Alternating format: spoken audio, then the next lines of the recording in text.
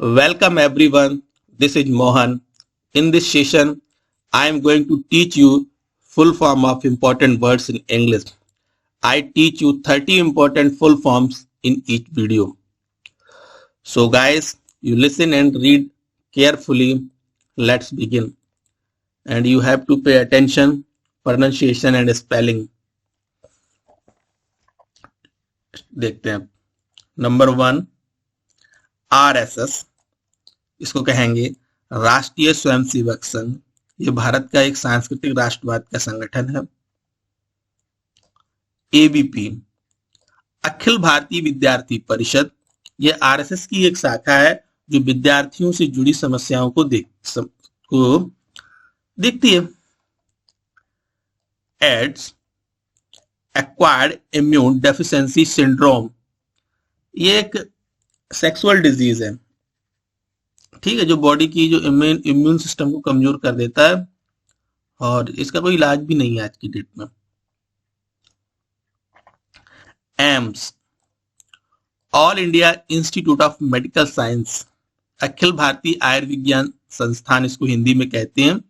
सर्वोच्च स्तर का एक संस्थान है मेडिकल का. ARC asset reconstruction company.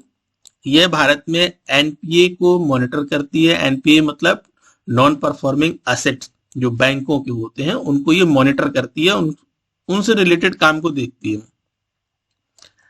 Administrative reforms commission यानी प्रशासनिक सुधार आयोग भी कहते हैं इसको. एएसआई इसको कहते हैं आर्कियोलॉजिकल सर्वे ऑफ इंडिया. भारतीय पुरातत्व सर्वेक्षण. आर्कियोलॉजिकल सर्वे ऑफ इंडिया यानी भारतीय पुरातत्व सर्वेक्षण. ये जो भारत की सांस्कृतिक विरासत होती है, जो धरोहरें होती है, जो विरासत होती है, जो धरोहरें, उनको ये मतलब एक प्रकार से संरक्षण करती है और उनकी देखभाल करती है. और दूसरा होता है असिस्टेंट सब इंस्पेक्टर, भी इसको कहते हैं सहायक उप निरीक्षक. नेक्स्ट एयू इसको कहते हैं एस्ट्रोनॉमिकल यूनिट.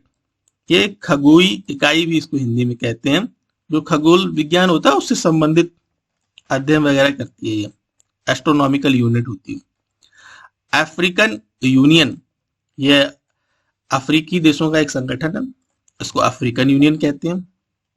ईयू यूरोपीय union. ATS anti terrorism squad आतंकवाद निरोधक दस्ता. ATS. Bark BARC Bhama atomic research centre. Bhama परमाणु अनुसंधान केंद्र भी कहते हैं इसको हिंदी में.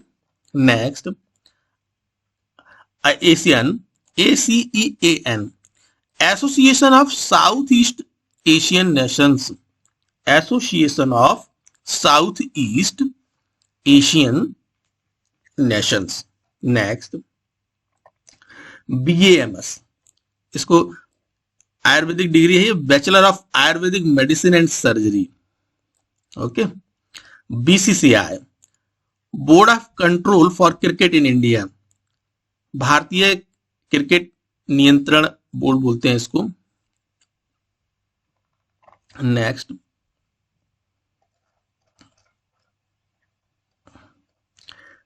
CAA citizenship amendment act. इसको नागरिकता संशोधन अधिनियम भी कहा जाता है. DRDO defence research and development organisation.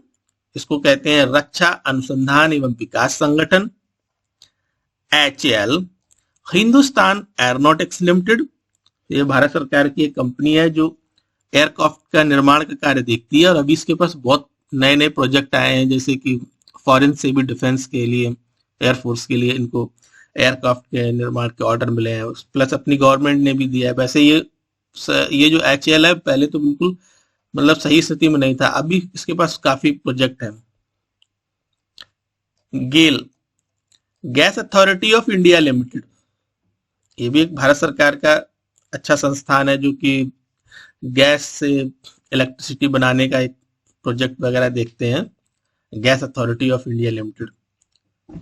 Next FDR, इसके दो फुल फॉर्म होते हैं, एक होता है फिक्स्ड डिपॉजिट रिसिप्ट और दूसरा होता है flight data recorder. Fix deposit receipt ये तो एक प्रकार से फंड इन्वेस्टमेंट का एक स्कीम है, बैंक्स वगैरह या पोस्ट ऑफिस में होती है।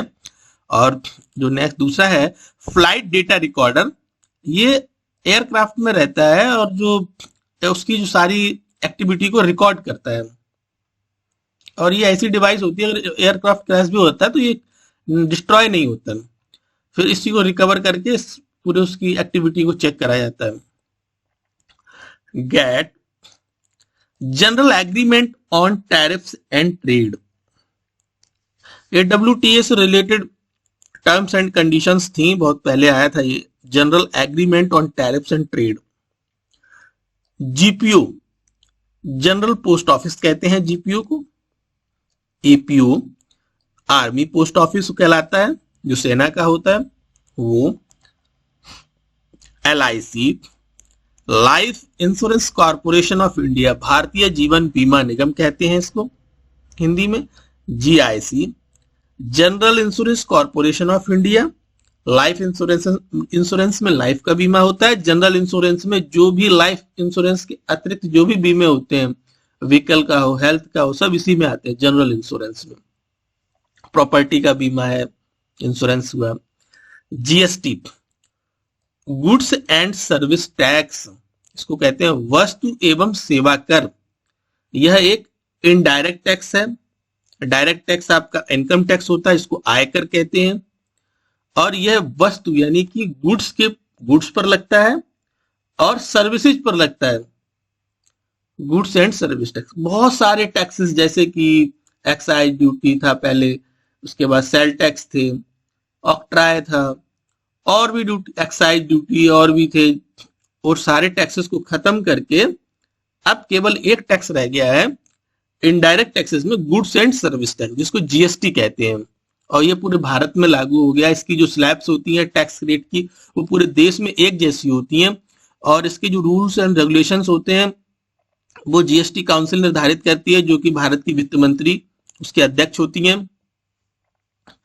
Okay, next ITC input tax credit, इसको कहते हैं इनपुट टैक्स क्रेडिट। जो भी हम लोग जो ये बिजनेसमैन होते हैं, बिजनेस फर्म्स होती हैं, उनके लिए है ये वर्ड इनपुट टैक्स क्रेडिट। वो जैसे कि अपना मटेरियल परचेज करते हैं तो जो उस पर टैक्स GST पे करते हैं तो उसको वो क्रेडिट करते हैं उसको, यानी कि इनपुट लेते हैं उसका। तो ये कॉमर्स के स्टूडेंट्स को समझ रहे होंगे, input tax credit. IGST integrated goods and service tax, जब आप एक राज्य से दूसरे राज्य में कोई बिजनेस ट्रांजैक्शन करते हैं गुड्स एंड सर्विस से रिलेटेड, तो वहां पे IGST लगता है। SGST state goods and service tax और CGST central goods and service tax. यदि आप राज्य के अंदर, जो IGST था वो इंटर स्टेट था, SGST CGST क्या है, इंट्रा स्टेट है। राज्य के अंदर आप सेल करते हैं या परचेज करते हैं तो आपने बिलों में देखा होगा, जो भी आप टैक्स इनवाइस वगैरह लाते होंगे, जो इनवाइस उसमें देखना CGST और SGST लिखा रहता है, 9% CGST, SGST 9%, और ये उसी का हिस्सा है। इसके बाद है UTGST। UTGST जो होता है union territory goods and service tax. जैसे इसके नाम से पता लग रहा है, जब आप केंद्र शासित प्रदेश में कोई सेल या परचेज करते हैं, कोई बिजनेस ट्रांजैक्शन करते हैं, तो वहां पे UTGST चार्ज करा जाता है। स्लैब सबकी एक ही होती है, चाहे IGST हो, SGST हो, CGST हो, UTGST हो। Next IPC Indian penal code, भारतीय दंड संहिता। तो मित्रों, उम्मीद करता हूं ये 30 बहुत इंपॉर्टेंट फुल फॉर्म्स हैं, इनको आप याद करो। ये SSC, बैंकिंग, रेलवे और जो भी आर्मी, एयरफोर्स, नेवी या जो भी परीक्षाएं होती है, सभी इनके आने की संभावना रहती है। तो उम्मीद करता हूं आपको अच्छे समझ में आया होगा। तो उसको लाइक, शेयर, सब्सक्राइब करिएगा। और आपसे ये कहता हूं कि आज के समय में कोई भी काम असंभव नहीं है, हर काम संभव है यदि आप उसको सकारात्मक सोचते हैं और वो लोगों के कल्याण से रिलेटेड है, तो हर काम संभव है। और नहीं कि सब कुछ पॉसिबल है, इम्पॉसिबल कुछ नहीं। इम्पॉसिबल खुद ही कहता है कि आई एम पॉसिबल। पॉसिबल के आगे आप जब आप इम्पॉसिबल को लिखते हैं तो वो खुद ही कहता है कि आई एम पॉसिबल। तो सकारात्मक यानी पॉजिटिविटी रखें और कठोर परिश्रम करें। उम्मीद करता हूं आपको सेशन समझ में आया होगा। नेक्स्ट इसी प्रकार के इंटरेस्टिंग वीडियो में फिर मिलेंगे। Take care, bye bye.